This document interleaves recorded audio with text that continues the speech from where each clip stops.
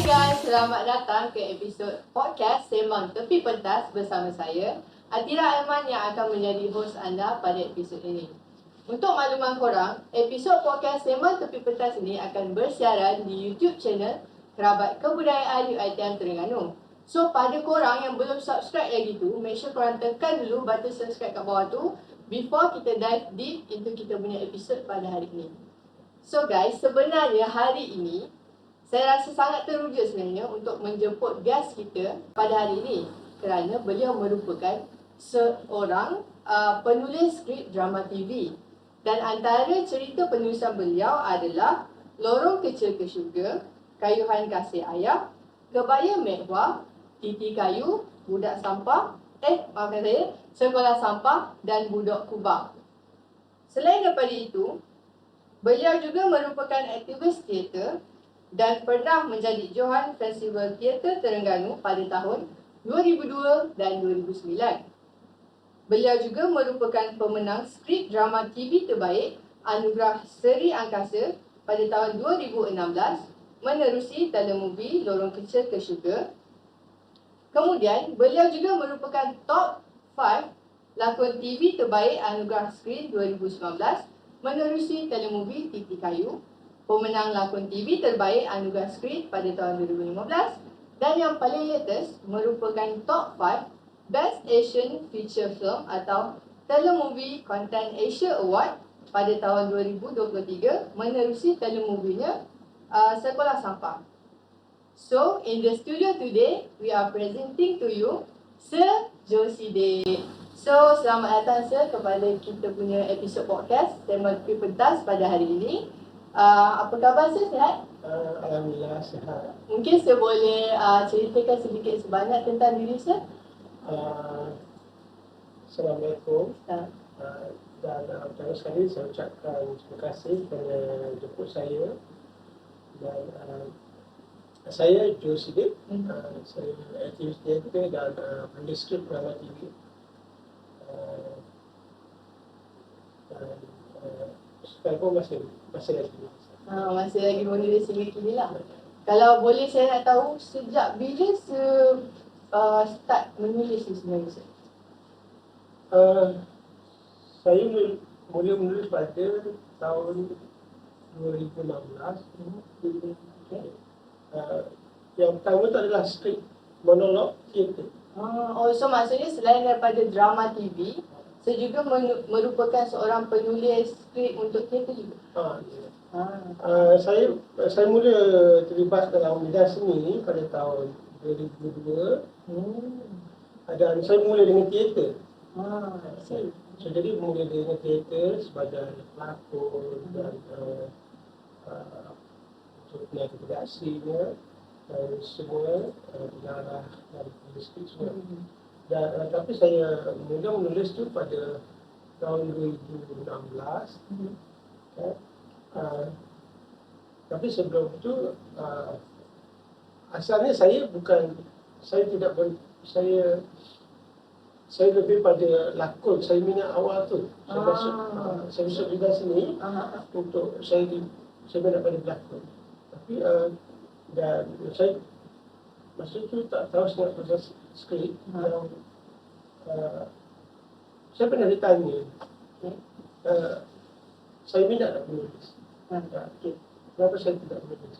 So saya rasa macam, saya tidak minat menulis.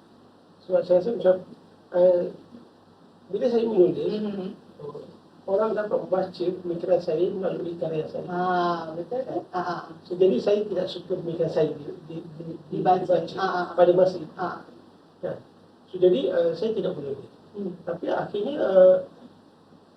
pada satu masa saya ada satu cerita yang saya rasa macam saya nak kongsi cerita ni dengan orang ramai. So jadi tapi saya tidak pandai menulis. Ada ketika itulah belum ada. Ya betul. So, jadi idea tu berada dalam kepala saya selama lebih kurang 3 tahun.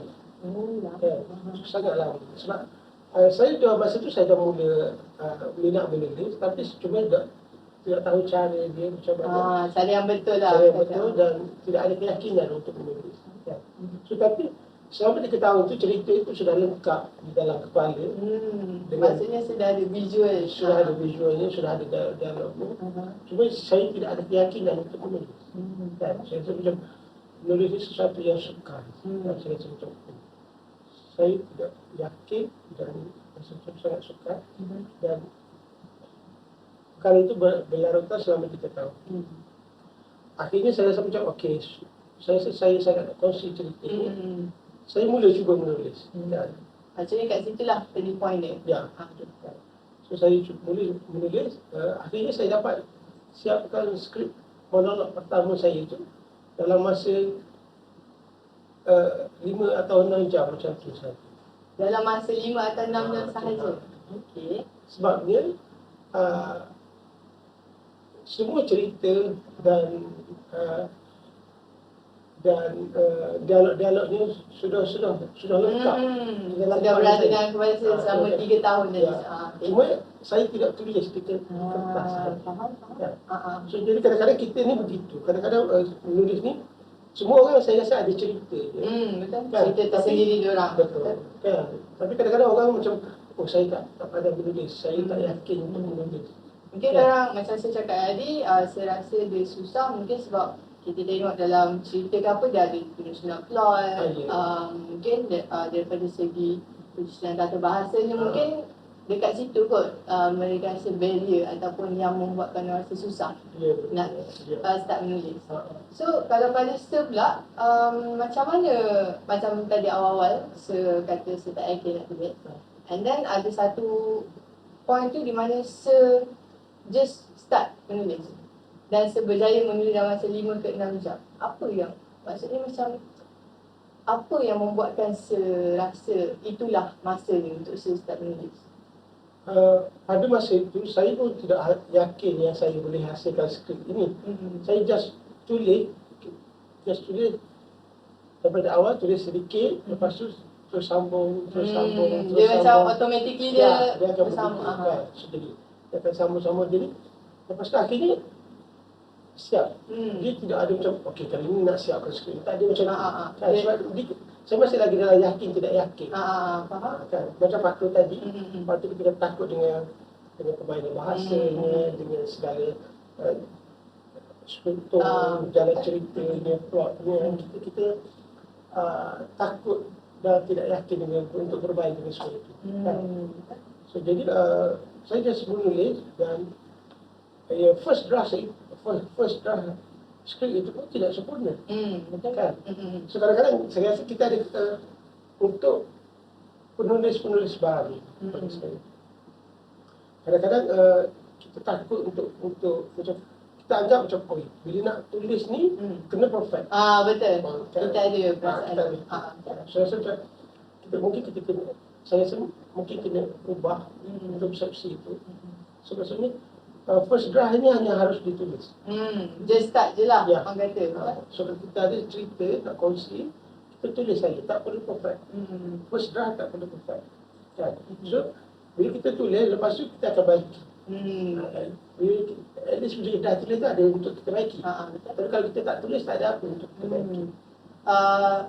Kalau pada saya, bila kita menulis tu, kita lagi nampak sebenarnya.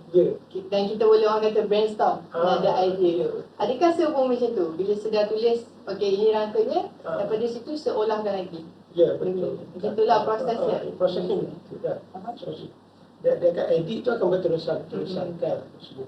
Dia sampai satu masa dia rasa macam okey ini story yang kita nak sampaikan dengan penceritaan begini. So dia akan stop kat situ. Tapi benda itu tidak akan terus tulis terus sempurna. Dia tidak akan begitu. Jadi untuk kita harus mula tulis. Kalau ada cerita, tulis sahaja. Walaupun tak sebaris ayat, walaupun satu perenggan, tulis sahaja. Okey, tadi awal-awal tadi saya ada cakap pada awalnya saya lebih berminat berlakon. Dan suddenly saya masuk ke bidang penulisan skrip. Saya nak tanya, adakah saya memang dibesarkan daripada background orang kata orang seni, ataupun saya memang dulu belajar aliran seni ke macam mana? Saya tidak terlibat dengan seni dari awal. tidak ada latar belakang keluarga seni, dan di dekat sekolah pun saya tidak pernah terlibat dengan sebarang kegiatan seni. Dan benda itu bermula selepas sekolah. Habis SPM lagi. Ya, habis SPM itu, dan saya mula minat seni. Tapi masa itu saya tak tahu kat mana saya nak pergi. Jadi masa tu proses tercari-cari itu di mana tempat yang harus saya tuju untuk belajar pasal seni itu beberapa tahun juga. So akhirnya pada tahun 2002, masa itu saya umur dah 25. Saya mula sangat lambat. So jadi sebab tu saya kata macam tak ada istilah macam orang kata saya sudah terlalu lambat. Betul-betul. Kadang-kadang sometimes orang kata umur dah lambat tu, bila diorang nak start something ni, diorang macam dah tu dah apa juga. Pada saya setuju lah dengan saya. Takkan dia dah lambat. Saya pun mula 25 baru mula. So 2002 tu saya baru mula dengan teater. Dan pada teater itu saya berlakon, lepas tu saya banyak kata-kata semua. Lepas tu saya mengarah. Seterusnya lepas pada saya mengarah, saya mula dengan teater tu, skrip adalah yang terakhir saya buat untuk teater. Saya dah buat semua bidang teater, cuma saya masih lagi belum menulis. Walaupun 2006 itu sudah ada skrip pertama saya, tapi skrip itu tidak dipentaskan. Kan? Tapi tak ini skrip cerita lah maksudnya. Itu skrip cerita. Dan ini pada 2008 tu saya menghasilkan satu skrip. Yang tadi skrip monolog, yang 2008 tu saya mula menghasilkan satu skrip teater, skrip penuh teater, dan skrip itu dipentaskan pada 2009. Itu skrip teater, skrip penuh teater yang pertama saya. So, jadi lepas pada skrip teater, barulah saya mula ke skrip drama. Okay. So kalau kita tengok banyak juga skrip yang saya tulis, daripada skrip monolog ada, teater ada, lepas tu drama pun ada kan. Kalau boleh lah saya nak tanya sir, apa inspirasi sir bila menulis skrip? Inspirasi itu berbagai, tapi dia terasnya adalah daripada sekeliling. Environment gitu lah, okay. Daripada sekeliling kita, daripada apa yang terjadi dalam kehidupan kita. Pengalaman kita ya. Kadang-kadang ada pengalaman kita, kadang-kadang apa yang kita lihat, apa yang kita baca, mana ada. Kadang-kadang idea tu berbagai, kadang-kadang daripada cerita, daripada rakan atau keluarga kita. Kan? So idea tu banyak banyak sumber. Betul-betul. Tapi antaranya kadang-kadang daripada story seseorang, orang lain share dengan kita. Daripada kita membaca, kita mendapat satu idea. Kadang-kadang pemikiran yang kita nak sampaikan. So kadang-kadang kita rasa macam kita nak sampaikan benda ini. So saya akan tulis satu cerita macam mana nak sampaikan. Kan? Saya bagi contoh tentang saya ada satu idea. Idea itu idea ini untuk drama. Kan? Dia tajuknya Funfair. So Funfair ni saya dapat Funfair ni idea ada daripada pemikiran saya. Bila saya dulu kecil-kecil saya pernah ke Funfair, dan bila kita dah besar dewasa, saya pergi ke Funfair, saya mengingati dan merindu pada momen-momen. Dia teringat lah kecil-kecil dulu. Jadi saya rasa macam daripada situ dia melahirkan satu fikiran saya, saya rasa macam dalam hidup kita ni, so ada sesuatu yang kita jarang fikirkan, iaitu tentang momen. Betul. Hidup kita ni kita banyak momen-momen penting dalam hidup kita. Walaupun kecil. Ya, walaupun kecil. Tapi momen itu kita akan biarkan begitu sahaja. Betul. Kita akan bercerita tentang benda yang besar-besar sahaja. Setuju. Kan? Kita akan bercerita tentang kematian, tentang kejayaan, semua-semua yang besar Yang besar. saja. Yang kita rasa macam, okey, ini dia. Sesuatu idea yang jelas, yang besar saja untuk kita buat cerita untuk kita kongsi. Kan? So, tapi tanpa kita sedar, sepanjang hidup kita dari kecil sampai dewasa, terlalu banyak momen-momen yang penting, yang sentimental, yang bernilai dalam hidup kita. Betul sebenarnya. Kan? Tapi momen-momen itu kita abaikan saja. Tak pernah tangkap. Betul, sebab kadang-kadang ada orang yang orang kata dia go through life just masa lalu je. Ya. Dia lupa nak menghargai ataupun berada di momen tu. Betul kan? Jadi saya rasa macam okey.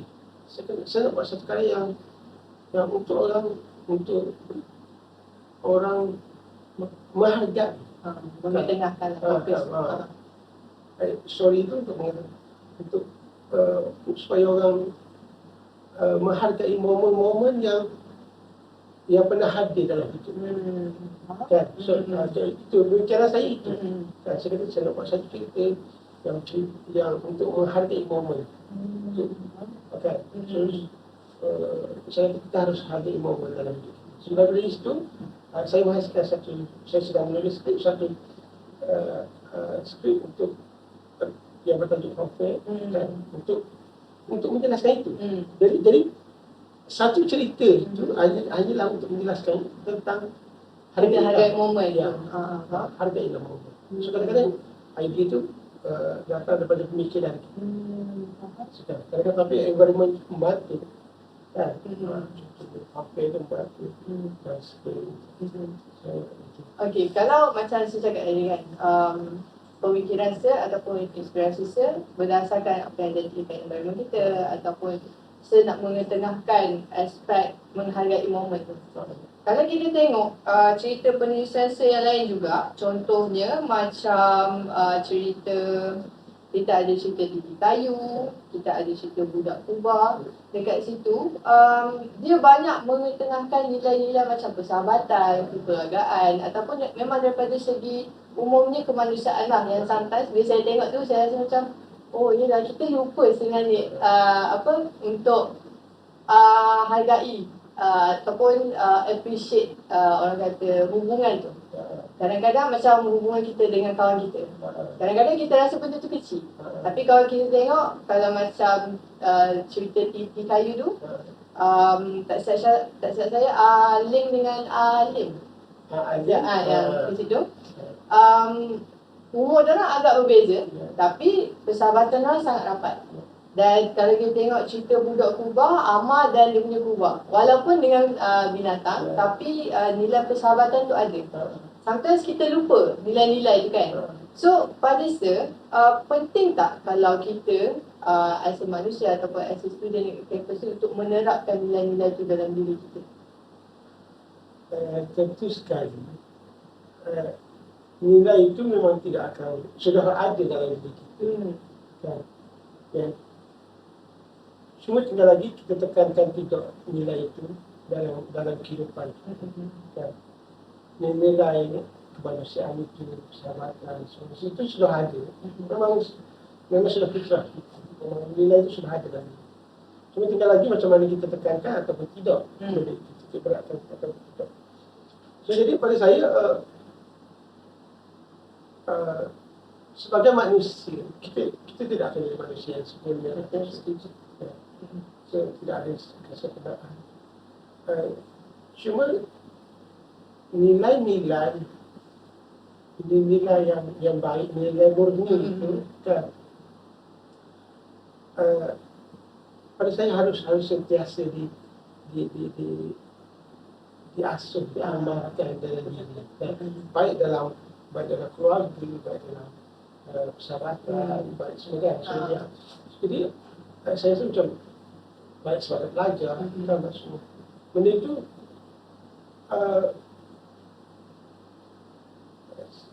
kadang-kadang uh, apa Dia membantu lah. Dia- ya, dia kadang-kadang dia uh, kadang-kadang ada kadang-kadang kita akan terlepas pandang dengan nilai ini. Betul. Jadi dia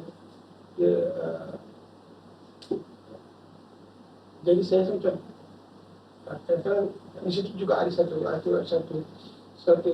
peranan drama yang sedikit dalam kehidupan. Kadang-kadang untuk mengingati, saling mengingati tentang nilai-nilai ini yang harus kita amalkan dalam hidup. Sebab kadang-kadang ada orang yang tidak ada pengalaman begini, kan? So jadi dia tidak menghargai nilai ini. Betul. So jadi dia tadi bila dia melihat kisah hidup orang ini, so dia lebih menghargai nilai.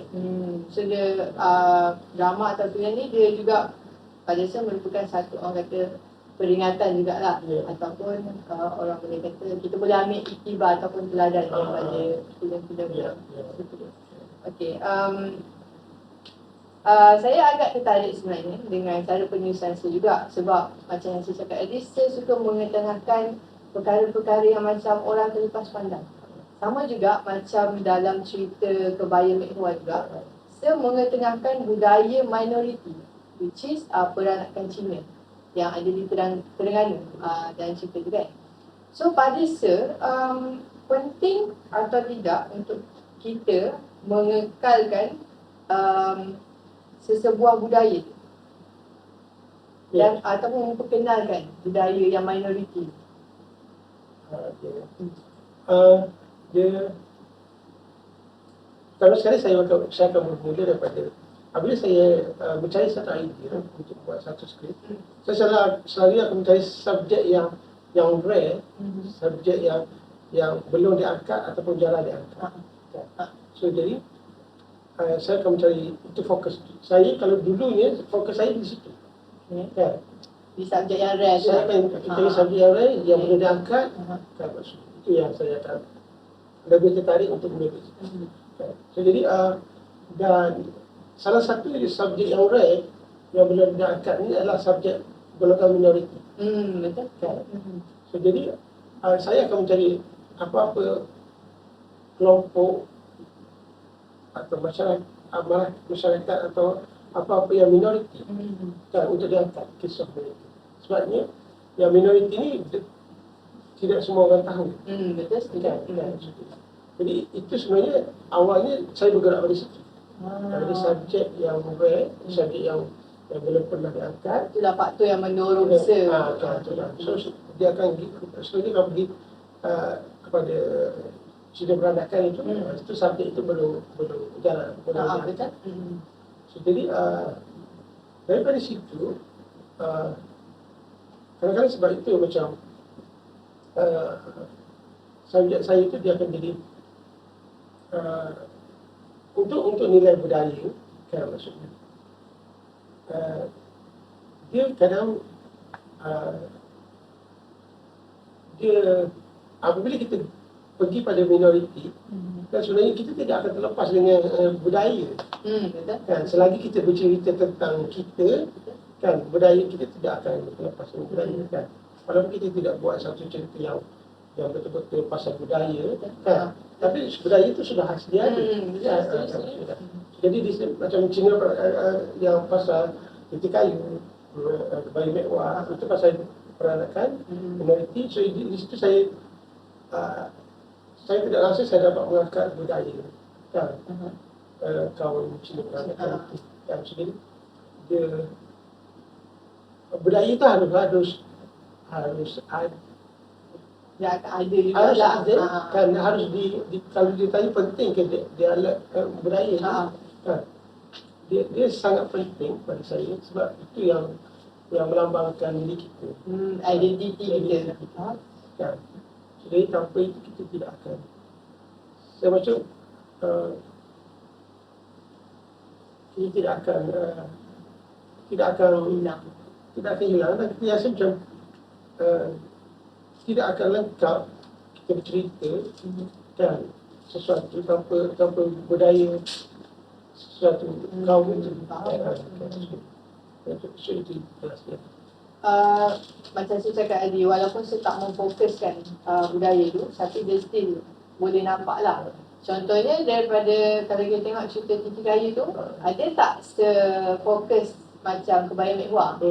Tetapi ada, maksudnya kita boleh nampak budaya tu daripada segi pemakaian mak ahling ataupun daripada segi ahling dengan mak dia sendiri macam tu kan.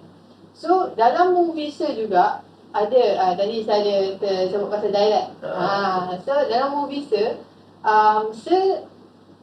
tidak menggunakan bahasa Melayu biasa, tetapi lebih ke arah penulisan yang menggunakan dialek tertentu. Contohnya Terengganu, dan ada yang cerita sampah, sekolah sampah tu menggunakan dialek Sabah. Saya rasa kan, adakah budaya ataupun dialek ni merupakan satu benda yang memang kita kena simpan dan kita kena make sure dia diwarisi. Ya, untuk budaya dan dialek, dia adalah jati diri setiap kaum, setiap bangsa, setiap golongan. So, jadi kalau tidak dikekalkan, benda ini akan sedikit demi sedikit habis. Kan?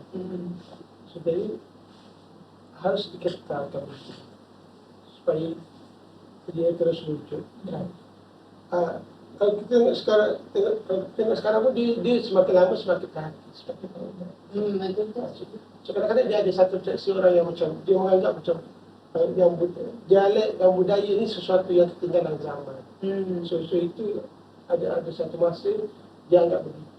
Kan? So jadi orang tidak lagi mahu bercakap dengan dialek masing-masing, tidak mahu lagi mengamalkan tradisi masing-masing sebab dia anggap ketinggalan zaman. So, tidak moden. Kan? So, jadi itu satu masa ianya begitu. Kan? Tapi kemudian dia dialek dan budaya itu semakin diangkat semua. Kita tengok jadi saya rasa macam benda itu harus dikekalkan. Sebab itu sejauh mana pun kita pergi, kita tak boleh lari kan dengan jati diri budaya dan dialek kita kan, maksudnya. Sebabnya itu kekuatan kita. So dia dalam hal ini dia macam ni, dia kadang-kadang kekuatan kita, kadang-kadang kita tak sedar kekuatan kita di mana kan. So kita akan mencari kekuatan dari luar untuk kita masukkan diri kita, tapi sebenarnya kekuatan kita adalah diri kita. Sebenarnya ada dalam kita sebenarnya. So saya contohnya saya nak beritahu macam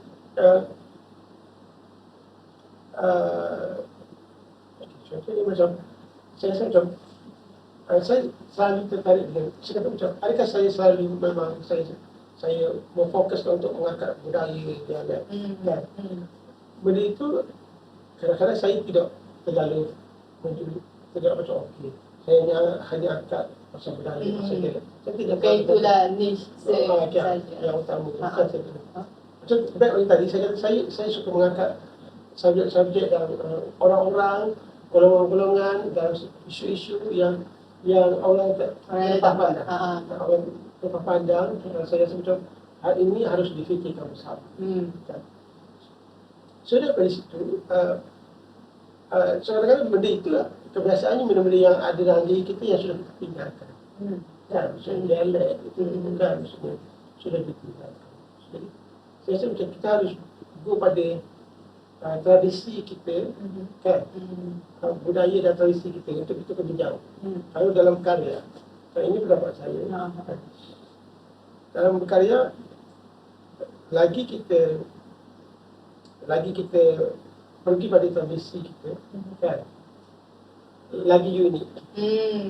Kan, keunikan kita di situ, kekuatan kita di situ. Alright, sir.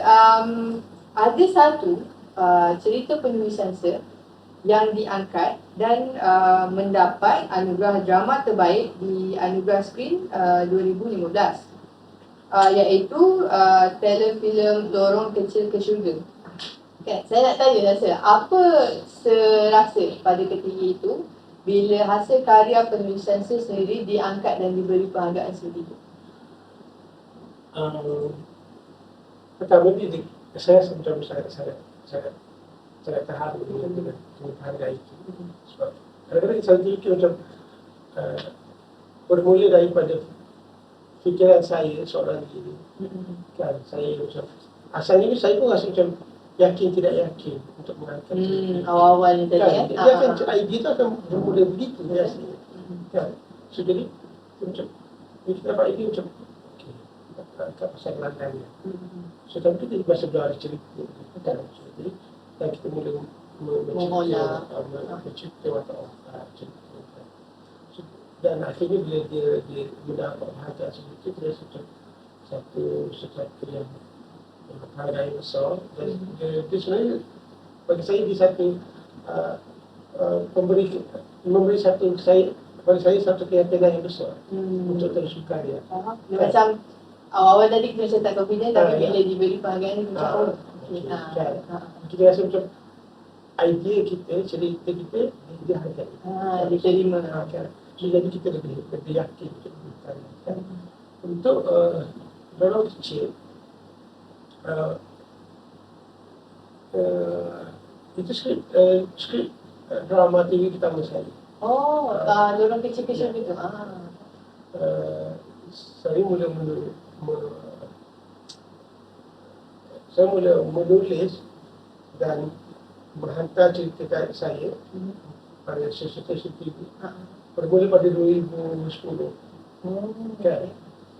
Tapi dan untuk orang kecil itu saya mendapat idea itu pada 2013. Kan? Idea itu dapatnya apabila saya melihat gelandangan di Kuala Lumpur. So saya betul hati melihat gelandangan itu. So dari situ saya rasa macam saya nak buat satu cerita bersama KK. Itu turning point, first idea di situ. Lepas tu idea itu hanya begitu saja. Saya masih berada di wataknya, masih berada di ceritanya kan, selama bertahun-tahun. Dan akhirnya pada 2013 itu baru saya mendapat cerita. Saya dapat cerita dan cerita dapatan. So yang kecil tu skrip tu tahan pada 2013. Dan tapi pada 2015 baru skrip itu ditayangkan, diterbitkan, diluluskan oleh stesen TV dan diterbitkan. So jadi orang kecil itu cerita itu sudah 3 tahun berada dalam kepala dan sebenarnya jiwa saya. So dia satu benda yang sangat masuk. So jadi apabila 2012 tu first skrip saya terpilih. So saya menulis ini sebab mungkin alhamdulillah lah dia hargai. Tapi dia ini bermula dari situ. Bermula pada kisah idea. Okay, kalau kita tengok saya nak berbalik sikit boleh? Dekat proses seamik untuk menulis skrip ni. Kita tengok macam tadi pun saya kata mengambil masa 3 tahun baru saya boleh tuliskan. Boleh tak mungkin terangkan sedikit proses-proses ataupun perkara-perkara basic untuk kita menulis skrip, mungkin untuk penonton-penonton kita yang baru nak start dalam penulisan skrip dia, mungkin saya boleh bagi basic idea apa yang perlu ada untuk itu. Pertama sekali, apabila kita ingin menjadi seniman, kita harus peka pada persekitaran kita. Kita harus observe kehidupan kita, harus mengamati kehidupan kita. Kalau macam dulu, kita melihat manusia, melihat itu je lah, kan? So kita melihat kehidupan tu just sekadar Luarannya saja. luaran itu saja. Kita tidak akan mendalami, berfikir tentang seseorang, berfikir tentang sesuatu suasana, kejadian dan kehidupan seseorang. Kita just sepintas lalu kadang-kadang dan kita akan berfikir tentang itu. Dan tapi bila kita ingin menjadi seniman, kita harus peka dengan semua yang terjadi dalam kehidupan kita. Dia bukan saja luaran, maksudnya kita peka dengan pemikiran kita, Apa yang kita rasa. apa yang kita rasa. Kan? So jadi dan sekaitan lagi kita semua dengan dalam family, dalam kawan-kawan, dalam semua. Yang pertama sekali saya kata kita kena observe. Memang harus banyak. Hidup ni sentiasa observe, sentiasa mengamati kehidupan. Itu bagi saya. First sekali memang harus mengamati kehidupan. So apabila di situ, dari situlah akan mula terhasilnya idea-idea. Kan? So jadi dari situ idea tu macam saya kata tadi berbagai daripada bacaan, daripada melihat, mendengar. Kan? Banyak sumber-sumbernya. Kan banyak sumber. So, jadi bagi saya okey. Bila kita, saya rasa macam saya kadang-kadang kalau orang kata macam saya tak ada idea, saya tak tahu nak cerita apa. Saya rasa macam tidak semua orang ada cerita. Sebenarnya. Sebenarnya semua orang. Dia tak tahu macam mana nak cerita tu. Macam mana nak cerita. Semua orang yang dirasa macam dia nak share cerita itu pada orang lain. Kan? So cuma dia tak tahu macam mana nak share. Kan? Ataupun kat mana dia nak share. So kalau orang kata macam saya tak ada idea, saya macam ada idea. Cuma dia nak berada dalam juga apa yang awak nak sampaikan. Awak nak share. So jadi idea tu ada, kan? Maksudnya cuma tinggal lagi kita kena berani untuk share dengan orang, meluahkan kepada orang. Satu. Dan apabila sudah ada idea bagi saya, pada saya dia akan bila ada idea, kita akan mula sedikit demi sedikit berfikir tentang itu. Dia berkembang sendirilah. Akan berfikir. Jadi dia kalau untuk menulis skrip itu prosesnya lebih detail, kalau saya katakan maksudnya. Tapi untuk start up ni kan bila yang penting kita ada idea tu. Tapi idea tu saya percaya setiap orang ada idea. Kan? So, jadi dan kita mula berfikir ke arah itu dan benda ni dia akan makan masa. Dia tak ada macam kita dapat idea macam ni dan terus dapat. Esok boleh ni. So kadang-kadang idea tu kita dapat idea, tapi kita harus difikirkan lagi sebab untuk memasakkan, mematangkan dialog-dialog cara cerita. So jadi pada saya dia prosesnya begitu. Dan untuk orang baru, untuk yang rasa macam pertama sekali saya rasa macam saya nak menulis tapi saya tak ada idea. Cuba you check balik dalam diri you. Mesti ada sesuatu yang nak sampaikan. Dan terus fikirkan tentang idea. Itu saya itu. Dia punya kunci dia lah, key dia tu kan.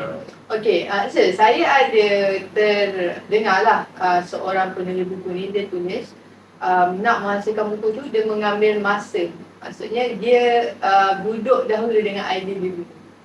Pada adakah penting bila kita nak menulis ataupun membuat sesuatu karya tu, kita mengambil masa untuk macam saya cakap tadi mematangkan dan bagi idea tu duduk dengan kita dulu untuk kita olah dan sebagainya kan. Dan saya rasa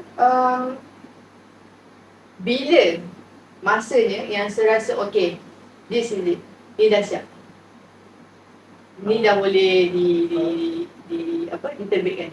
Bila faktor tu dia macam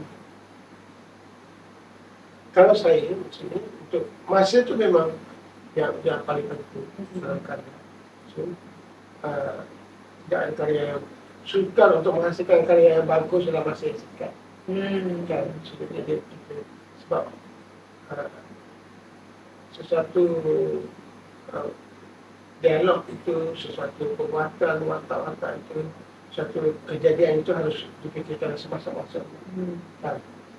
Dan apabila kita menulis Satu masa saya rasa macam satu masa bila kita menulis kita rasa macam okey, ini sudah apa ni, sudah siap, sudah masak, semua kan, semua matang sebenarnya kan. Tapi untuk saya akan membiarkan proses itu sedikit waktu lagi. Contohnya kalau saya rasa macam okey, karya saya sudah siap untuk apa ni, sudah siap cerita. Saya mengambil contoh begini. Kalau macam skrip drama saya sudah siap. Okey, hari minggu ni saya dah siap skrip. Tapi saya tidak akan serahkan lagi pada produser pada minggu ini. Saya akan ambil masa kan, 1 minggu atau 2 minggu kan, untuk saya fikirkan tentang semua. Boleh tambah ke apa tak lagi? Kan, kita fikirkan balik. So bagi saya selepas kita siap karya kita peruntukkan sedikit waktu lagi untuk kita berfikir tentang karya itu semasa-masa. Ini sudah selepas siap. Oh, maksudnya bila kita rasa okey, skrip aku dah siap dah ni. Tapi kita still bagi masa lagi. Bagi masa untuk kita fikirkan. Sekarang. Itu. Sebab kadang-kadang kita rasa macam dah siap, dah perfect. Tapi bila kita tengok balik, macam tak siap. Boleh tambah sikit, boleh ni sikit. Jadi benda ni memang makan masa. Dia punya proses tu bukanlah proses yang singkat. Ya. Dia memerlukan banyak masa juga. Okay. Saya juga nak tanya dekat Sir lah. Dalam banyak-banyak tulis skrip tu, confirm ada cabaran ataupun kekangan. Mungkin ada masa macam stuck, tak tahu nak sambung idea tu macam mana, ataupun tak tahu nak sambung ataupun olah macam mana and everything tu. Boleh tak kongsikan macam mana tanggani situasi tu? Apa mungkin boleh kongsi tips yang boleh ni untuk supaya boleh continue menulis. So kadang-kadang bila kita menulis, dia macam ni. Bila kita dapat idea, semasa kita dapat idea, kita sangat teruja. Excited. Semasa itu kita akan duduk dalam mood cerita. So gunakan kesempatan kita semasa kita betul-betul berada dalam mood cerita itu, passion itu. So bila kita dapat idea, kita tulis sebanyak mungkin. Semasa kita tengah teruja dan berada dalam mood cerita, tulis sebanyak mungkin. Sebab nanti akan satu masa kita akan hilang. Betul-betul. Bila kita dah sekian lama kita fokus pada skrip itu, satu masa kita akan kita akan blank, tak ada blank. idea. Kita tidak berada dalam mood cerita. So bila kita sudah start itu, kita sudah tidak berada, suka untuk berada dalam mood itu, kita berehat sebentar. So jadi kita jangan push. Kalau kita push pun masa itu kita tak akan dapat. So jadi kita tinggalkan sekejap kan pasal cerita, untuk berfikir pasal cerita itu. So kita buat aktiviti kan. Mungkin daripada aktiviti yang kita buat dia dapat idea. So jadi dia akan sendiri daripada kita buat idea tu, so dia kadang-kadang dia akan datang sedikit demi sedikit dan untuk kita mula untuk masuk balik dalam cerita. Kan? Maksudnya saya begitu, saya akan tinggalkan sekejap. Kan? Maksudnya cerita itu kan. So supaya saya dapat kembali dengan fresh. Wow, fresh start, fresh idea mungkin untuk kita tambah baik itu. Okay. Dalam banyak-banyak, ini soalan interview saya tanya Sir kan. Okay. Seperti yang kita tahu, setiap skrip ataupun penulisan sesuatu cerita tu akan memfokuskan cerita yang tertentu. Maksudnya ada apa yang kita nak sampaikan sebenarnya kepada penonton ataupun pembaca sekalipun kan. Untuk saya sendiri, dalam banyak-banyak skrip yang saya pernah tulis, skrip yang mana satu yang bagi kesan dekat saya yang sampai sekarang saya macam ingat ataupun hold a special place lah dalam hati saya. Dia yang yang paling meninggalkan kesan dalam hidup saya adalah lorong kecil ke syurga. Sebab itu skrip saya dan juga skrip itu mendapat banyak perkhidmatan. So itu yang paling banyak berkesan pada hidup saya. Lorong kecil ke syurga. Tapi sebab berdasarkan semua karya itu, saya itu ada keistimewaan masing-masing. Sebabnya saya bercerita dalam biji itu. Kan? Tapi lorong kecil banyak memberi kesan kepada kehidupan saya. Ya, tapi yang banyak memberi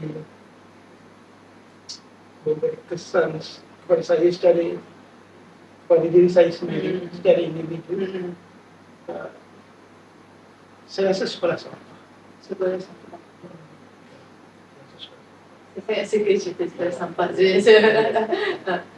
Sekolah sampah banyak. Dia sangat kalau tadi lorong kecil adalah sebagai permulaan dan beri kesan yang besar dalam kehidupan dan karya saya. Sekolah sampah ni pada saya karya saya yang saya rasa macam selain isu ini, selain apa yang saya angkat itu, dia sangat dekat dengan hati saya, sangat saya sukai. Saya pada itu ada sekolah sampah ni kepada saya itu adalah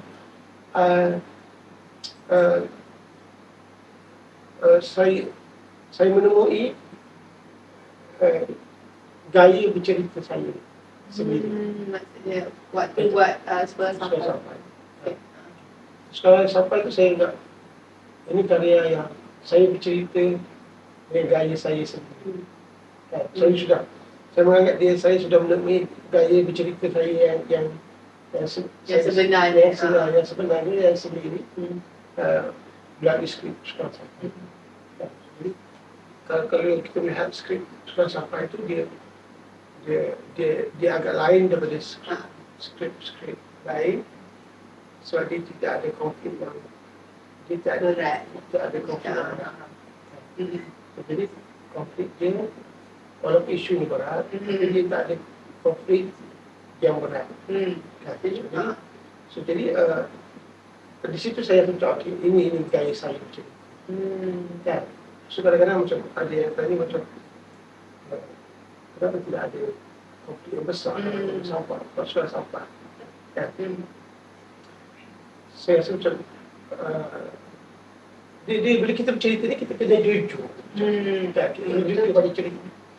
Contohnya saya kata kalau saya nak buat drama kan, soal sampah kita gunakan soal sampah untuk ini.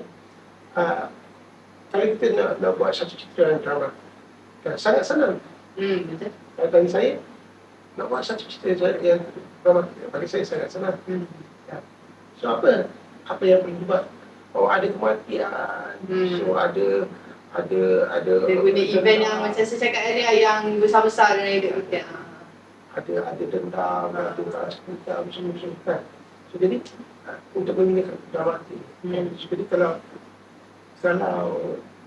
dalam sekolah sampah, maksudnya dia tidak ada watak yang jahat.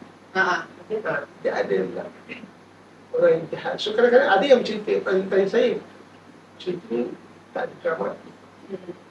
Sangat kan, sebab dia tak ada orang jahat. So untuk satu cerita dramatik kena ada watak jahat ni. So saya kata apa ni?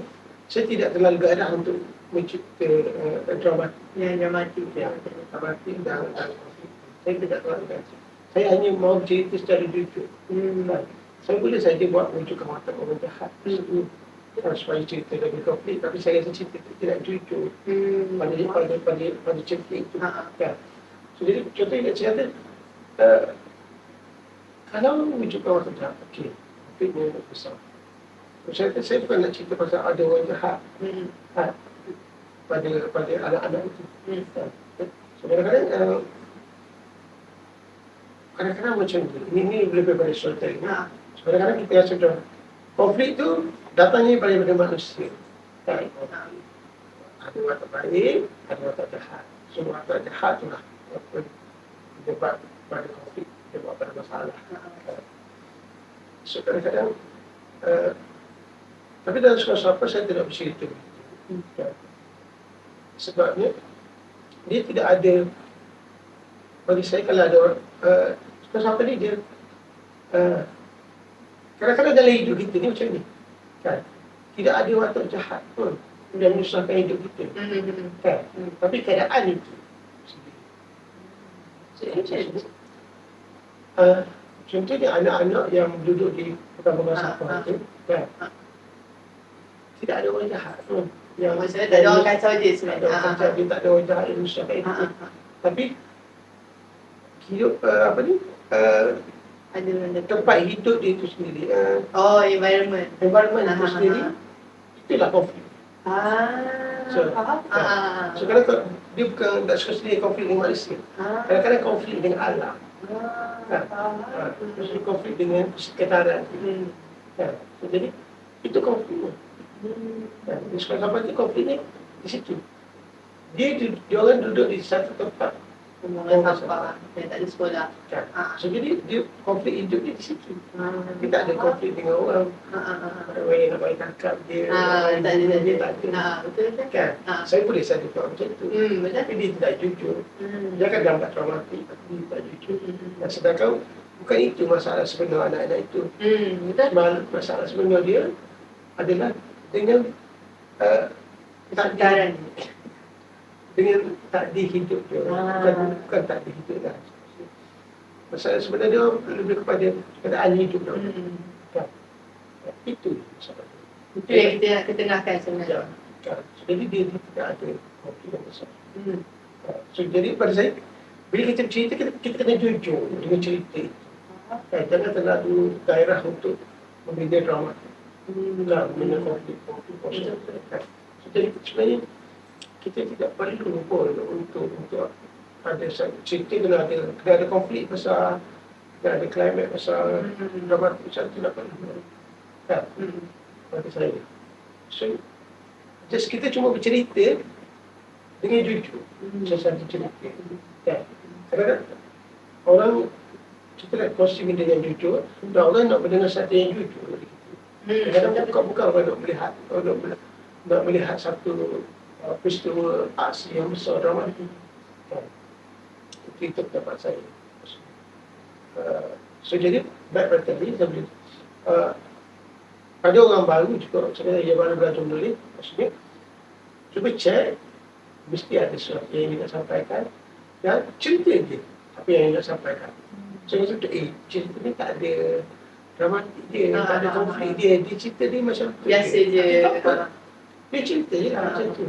Awak cerita je macam tu. Ada orang yang nak mendengar cerita. Orang yang belum pernah tahu pasal cerita itu, ataupun dia sudah tahu, tapi dia tidak sepenuhnya.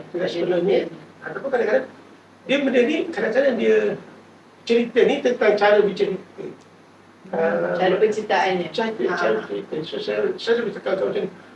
Semua orang boleh cerita pasal, contoh saya bagi pasal sekolah. Semua orang boleh cerita pasal sekolah. Tapi kalau saya bercerita pasal sekolah, dan awak bercerita pasal sekolah, tentu saja lain. Betul. Ya, sebab kita ada pengalaman hidup yang berbeza, pemikiran berbeza, perasaan yang berbeza pada sekolah itu. So jadi dalam sudut pandangan yang berbeza pada sekolah. So walaupun subjeknya sama sekolah, so jadi ceritanya akan berbeza. Sebab kita manusia berbeza.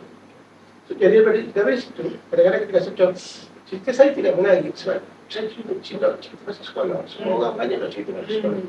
Betul, banyak orang cerita pasal sekolah. Tapi itu daripada pandangan dia. Sekarang ni cuba cerita sekolah daripada pandangan orang. Mungkin ada orang yang boleh nak dengar. Kan, bila dia nak dengar cerita tentang sekolah daripada orang. Betul-betul. Kan? So, jadi itu. Kan? So, kadang-kadang kita bercerita ni bukan kadang-kadang tujuan kita bercerita tu harus jelas. Kita bercerita bukan untuk menarik penonton.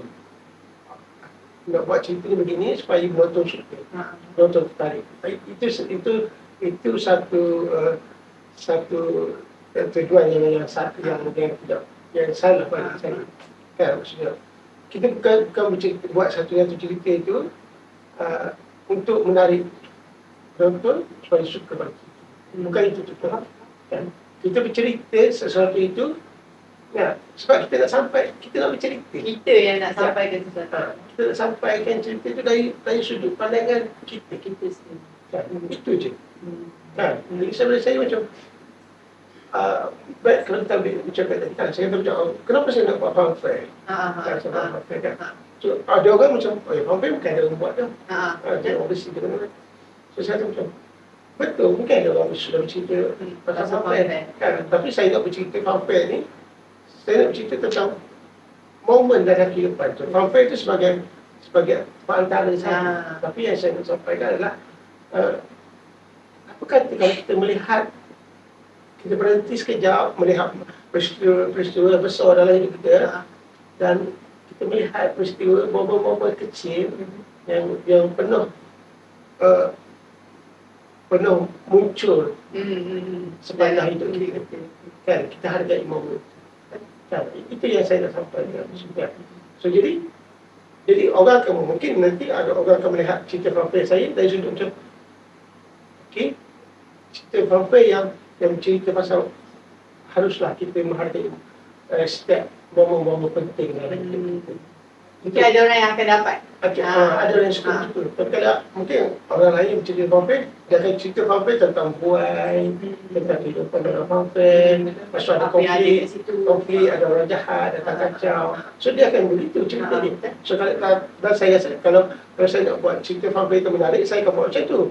Kan satu hari buaya tu jatuh terbalik, ada orang mati, ada orang jahat masuk. Cedera pula nanti kan. Jadi kan, sangat dramatik kan.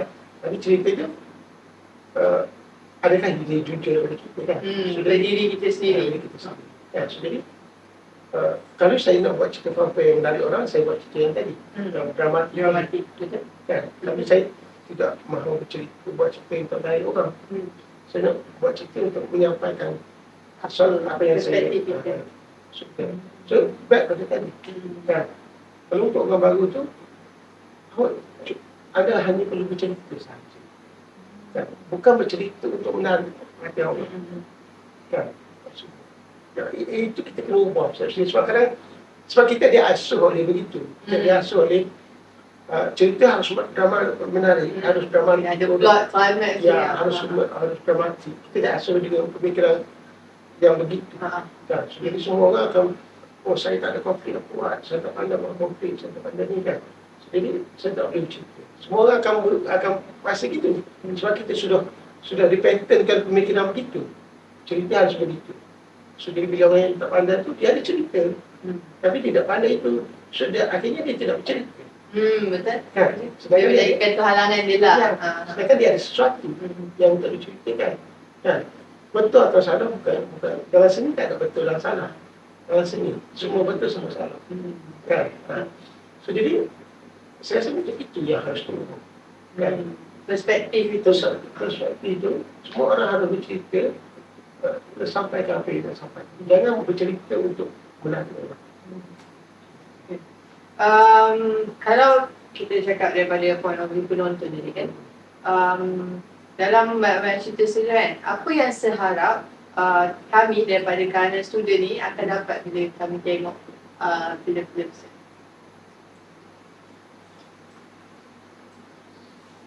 Saya tidak saya bukan macam ni. Tidak letakkan target tu lah. Ya, saya macam saya bukan jadi yang saya tidak bercerita untuk menyampaikan sesuatu untuk ini nilai baik yang harus kita buat. So saya tidak itu bukan fokus utama saya. Saya hanya dalam bercerita. Kadang-kadang saya bercerita tu saya meletakkan persoalan. Saya macam kita baik macam kita fanfare tadi. Itu cerita. Macam saya tidak boleh Saya tidak semua karya saya bagi penyelesaian. Kan? Maksudnya, saya orang kata macam, pamflet itu akan cerita pasal apa? Saya kata, pamflet itu hanyalah untuk melontarkan persoalan. Kan? Apa kata kalau kita, semua orang kita cuba melihat momen-momen penting dalam itu. Itu je. Maksudnya penonton yang kena macam berfikir sendiri. Kan? Itu je saya nak sampaikan itu.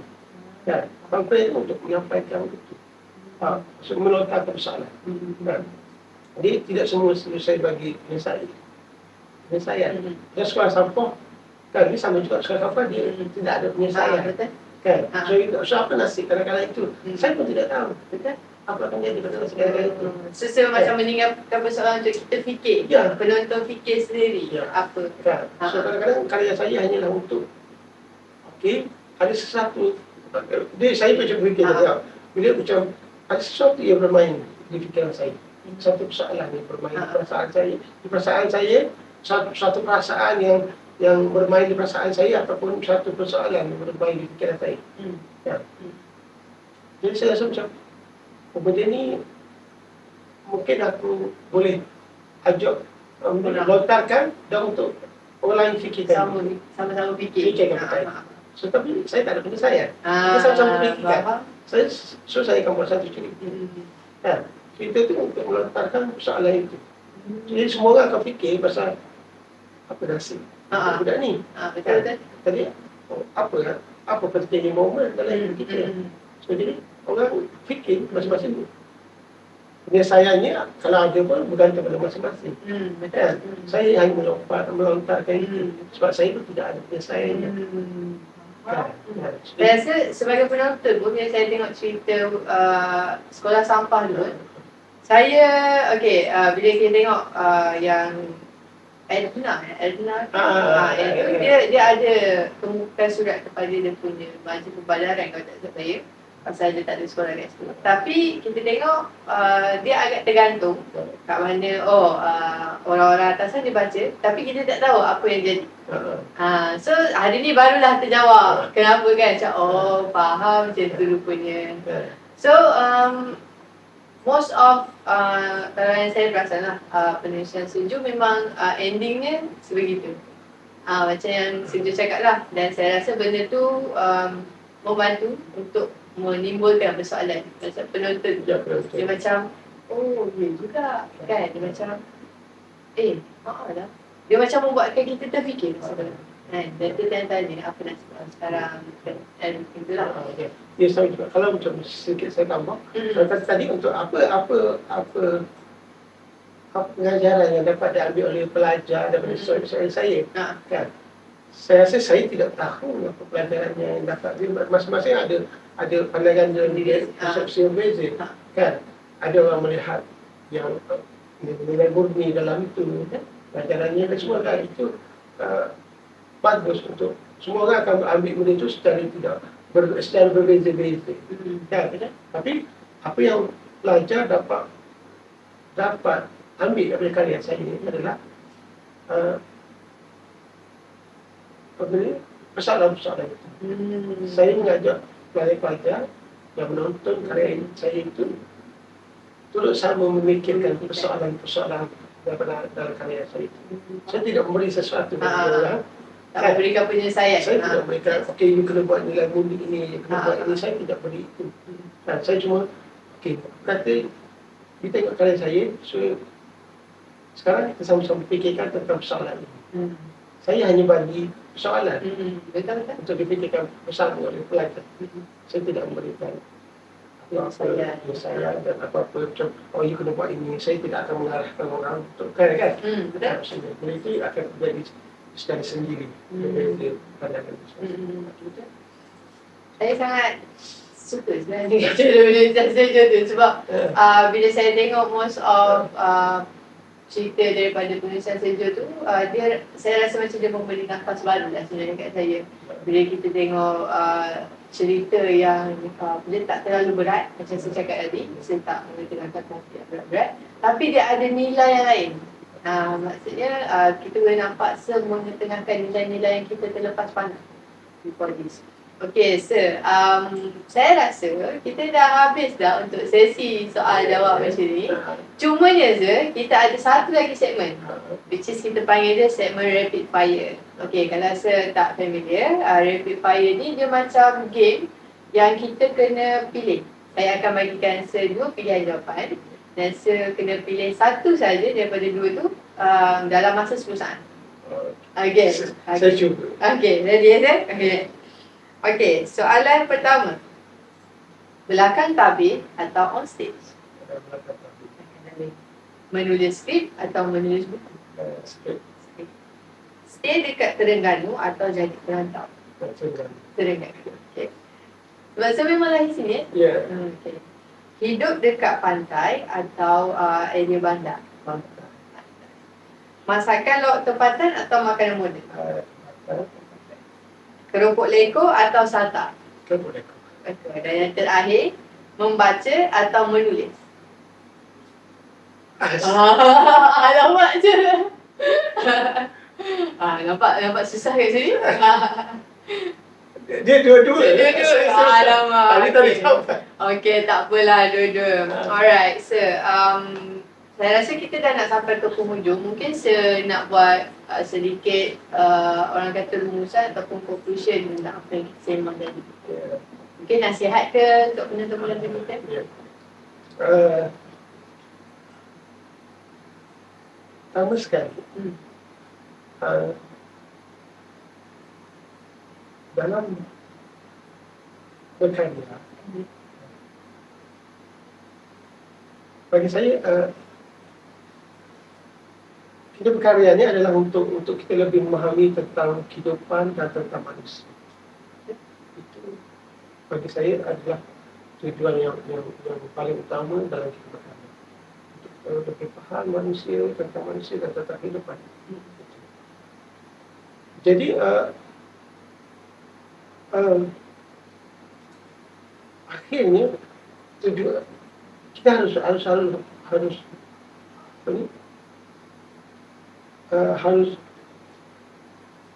kembali pada situ. Maksudnya, bila kita berkarya, saya cakap kalau untuk karya tu, okay, maksud saya di sini. Maksudnya apa yang kita buat dalam berkarya kita itu, maksudnya haruslah kita gunakan dalam kehidupan kita. Dia tidak hanya karya untuk karya semata-mata. Setiap pengajaran ke setiap apa yang kita lalui dalam karya itu haruslah kita gunakan dalam kehidupan. Harus berguna dan kita dalam kehidupan kita. Jadi tidak, bagi saya tidak karya semata karya. Karya semata karya bagi saya tidak ada gunanya. Kan? Kalau dia tidak dapat memberi relate kepada kehidupan kita, tidak dapat memberi kematangan kepada kita, baik kita berkarya ataupun kita melihat karya semua. Kalau sesuatu karya itu tidak memberi kematangan, tidak memberi pemikiran pada kita, dia tidak ada sangat tak ada value lah. Tak ada value dia. Kan? Maksudnya, jadi karya itu harus akhirnya harus untuk kita gunakan dalam hidup. Dan untuk bagi saya kalau untuk individu yang minati untuk menulis, pelajar minati menulis, macam saya cakap tadi, kalau semua tambah sekali niat kita kena betul. So kita nak, saya yakin setiap orang ada cerita dan sampaikan cerita itu dengan cara awak sendiri. Kan? Jangan terikut-ikut dengan cara orang lain, sampaikan. Orang suka tak suka itu bukan urusan kita lagi. Kita sebagai pengarya, kita hanya meluahkan apa yang kita fikir, apa yang kita rasa. Kan? Penerimaan orang suka atau tidak, itu bukan lagi urusan kita. Kan? So, jadi kita menulis bukan untuk orang suka. So, jadi saya nasihatkan pada semua orang yang suka menulis, tulislah. Kan? So, jadi dia dengan cara masing-masing. Dan tidak perlu merasa ikut dan merasa salah. Okay. Itulah kita punya nasihat daripada Sir Josidik kita. So Sir, again saya nak ucapkan terima kasih banyak-banyak dekat Sir sebab sudi luangkan masa untuk kita shoot video podcast Sembang Tepi Petang. Sir, thank you so much Sir. Thank you. Okay, so untuk korang kat luar sana, before korang exit this video ataupun keluar dari video ni, make sure korang tekan dulu button subscribe kat bawah tu and subscribe dulu YouTube channel Kerabat Kebudayaan UiTM Terengganu dan stay tune untuk konten kita yang seterusnya. So maybe we'll see you guys in the next content. Bye.